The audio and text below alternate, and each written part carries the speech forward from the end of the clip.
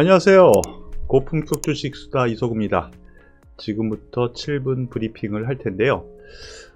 오늘부터 약간은 좀 변화를 좀 줄 거고요. 기대를 좀 하시죠. 당장 내일 연휴를 앞둔 마지막 날입니다. 그리고 내일 옵션 마감일이죠. 여기에서 투자자들이 가장 궁금해하는 게 과연 뭘까 생각을 해봤는데요.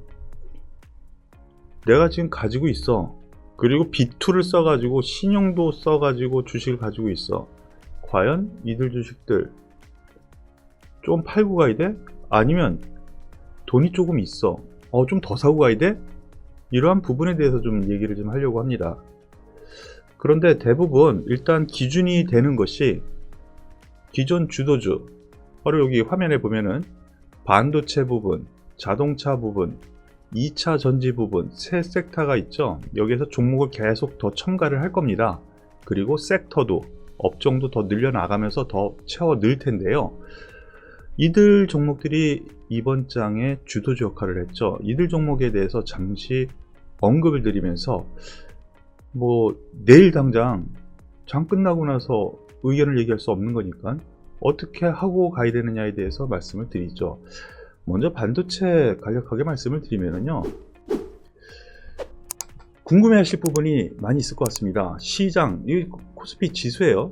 이렇게 옆으로 횡보하고 있습니다. 이거 왜 횡보해? 내일 옵션 만기일이니까. 그리고 올라갈 수 있는 어떤 이벤트, 모멘텀, 이슈 이런 게 있어야 되는데 새로운 게 안 나타나니까 못 올라가는 거예요. 그런데 내일 더구나 옵션 마감일이고 연휴가 있네? 그러니까 매수세가 약화가 된 거예요. 그런데 이러한 와중에 삼성전자 한번 잠깐 보죠. 삼성전자는 오히려 떨어져 있어요. 한 88,000원 정도에 있어야지 정상이 돼, 그죠? 종합주가 지수로 놓고 보면. SK하이닉스는 거의 비슷한 맥락이에요. 그런데 SK하이닉스가 조금 더 높죠? 그리고 비메모리 반도체, 우리나라에서 가장 혜택을 지금 받고 있는 DB하이텍 같은 경우에는 고점에서 좀 떨어져서 얘도 역시 소위 박스권이라고 일컫는 지점에 하단부 정도에 와 있단 말이죠. 얘네들 왜 그럴까? 나빠서 이렇게 못 올라갈까? 하락할까? 아니에요. 지금 보면은요, 이 잠깐 자료화면 잠깐 볼게요. 이게 따끈따끈한 겁니다. 내일 아침에 나올 레포트인데요. 미리 좀 제가 구해서 말씀을 드리는데, 지금 이승우 애널리스트의 의견을 적은 건데 그냥 팩트만 보자고요. 팩트. 그 의견은 제가 따로 말씀을 드리고요. 디램 가격 매일 오릅니다. 또 오르고 또 오르고 또 올라요.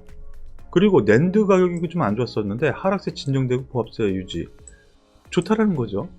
디램은 계속 올라가고. 그런데 주가는 왜 못 올라가? 바로 여기에 머리가 아프죠. 그래서 왜 그럴까에 대한 부분, 대만 쪽은 되게 좋아요. 대만 업체 반도체 관련해 가지고는 우리나라보다 대만이 선두격으로 좀 뛰고 있거든요. 디램 가격은 계속 급등하고 있어요. 이 파란선. 낸드 가격은 오히려 돈을 까먹었었는데 이제는 더 이상 안 까먹는다는 거죠.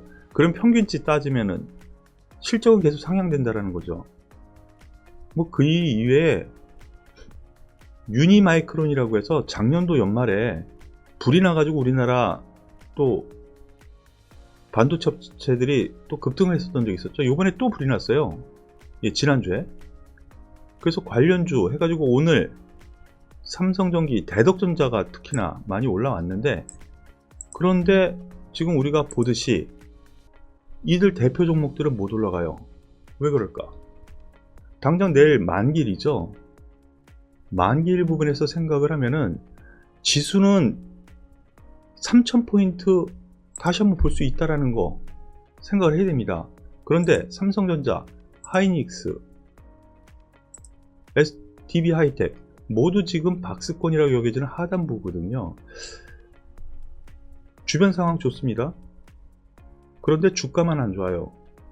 그러면은 결국에는 이 시간, 연휴 동안의 불확실에 대한 시간성, 요거만 문제가 되는 건데, 펀더멘털을 믿고 윗부분에서 떨어져서 하단부라고 여겨지는 지금 시점에서는 나쁘게 볼 필요 없다라고 생각을 하고 보유, 혹은 오늘 밀리면은 오히려 내일이죠. 내일 좀 밀리면은 변동성 클 거예요. 내일 제가 생각에 변동성 커요. 밀리면은 조금 이 종목들 사도 되지 않을까라는 판단이에요. 참고하시고요. 두 번째로 자동차 잠깐 보죠. 기아차 관련해 가지고 제가 발발인 시황에서도 그렇고 어저께까지 애플카 관련해 가지고 많은 말씀을 드렸는데 이 종목 역시 마찬가지 개념이라고 생각하시면 돼요. 삼성전자, 하이닉스, 현대차, 기아차 주도주예요. 주도주는 한 번에 꺾이지 않아요.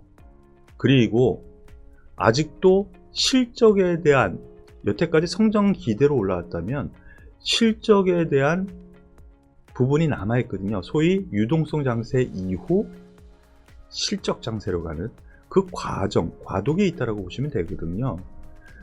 애플카 관련해 가지고 기대감이 있었던 부분은 어느 정도 아니라고 발표를 했기 때문에 가격 반영은 어느 정도 됐더라고 봐요. 박스권 하단에서는 매수, 박스권 상단에서는 매도, 이것이 박스권 매매라고 하는데요. 제가 레포트 하나 잠깐 보여드리죠. 레포트 저도 참고 삼아서, 근데 제가 이걸 믿고 뭐 매매하고 그러진 않아요. 그래서 참고 삼아서 보는데 너무 재미있는 레포트가 나왔어요. 난 너 없이도 잘 해낼 거라고. 아주 헤드라인을 되게 잘 썼는데요.